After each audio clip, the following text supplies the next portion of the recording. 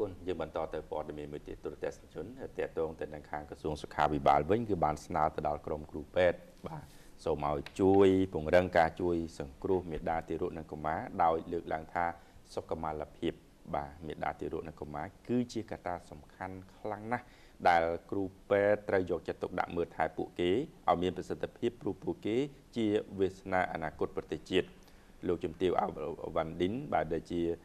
អគ្គនាយកបច្ចេកទេសសុខាភិបាលនៃក្រសួងសុខាភិបាលនៅក្នុងពិធីសិក្ខាសាលាបាទរៀបចំផែនការសកម្មភាពនិងថវិកាប្រចាំឆ្នាំ2019សម្រាប់កម្មវិធីសំណុំបាទសមាហរណកម្មសេវាសុខភាពមាតាទារកនិងកុមារសម្រាប់ខេត្តបាត់ដំបងពោធិ៍សាត់និងបៃលិន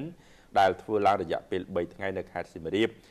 ចាប់ពីថ្ងៃទី28ដល់ថ្ងៃទី30ខែវិច្ឆិកា2018បានថ្លែងថាសុខុមាលភាពមាតានិង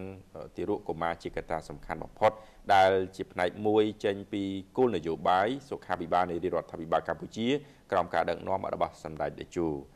ដូច្នេះក្រមគ្រូពេទ្យតម្រូវឲ្យមើលថែពួកគេឲ្យមានប្រសិទ្ធភាពដើម្បីលើកស្ទួយជីវភាពពួកគេស្របពេលដែលថ្នាក់ដឹកនាំកំពុងយកចិត្តទុកដាក់ចំពោះស្ត្រីមានផ្ទៃពោះនិងស្ត្រីសម្រាលកូនលោកជំទាវបន្តថាបច្ចុប្បន្ននេះមានវិជ្ជបណ្ឌិតនៅតាមមូលដ្ឋានជនបទមានតែប្រមាណ10ទៅ20%ប៉ុណ្ណោះដែលក្រៅពីនោះជាគ្រូពេទ្យគិលានុបដ្ឋានគិលានុបដ្ឋាយិកានិងជាពេទ្យឆ្មបមានជាង80%ទៀតដូច្នេះគ្រូពេទ្យត្រូវយកចិត្តទុកដាក់ទៅលើការពិនិត្យនិងព្យាបាលទៅដល់ស្ត្រីនិងកុមារនៅតាមសហគមន៍បើទោះសមត្ថភាពគ្រូពេទ្យនោះនៅមានកម្រិតយ៉ាងណាក៏ដោយ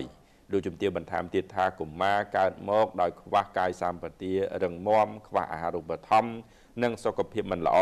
ធ្វើឲ្យប៉ះពាល់ទៅដល់ការចូលរួមចំណែកការអភិវឌ្ឍកសាងប្រទេសជាតិនាពេលអនាគតពីព្រោះបើសិនជាកុមារកើតមកមិនមានសុខភាពល្អចាដល់ពេលគាត់ធំទៅវាคล้ายទៅជាពលរដ្ឋមួយដែលខ្វះនៅកាយសម្បទាដែលខ្វះនៅបញ្ញាដែលខ្វះនៅអ្វីផ្សេងទៀតដើម្បីចូលរួមចំណែកក្នុងការកសាងប្រទេសជាតិរបស់យើងចាហើយកុំភ្លេចខ្ញុំលើកដណ្ដើមមិនថាយើងធ្វើអ្វីក៏ដោយក៏យើងត្រូវការមនុស្សជាអ្នកធ្វើអញ្ចឹងយើងត្រូវការមនុស្សដែលធ្វើនឹងមនុស្សដែលមានសមត្ថភាពចា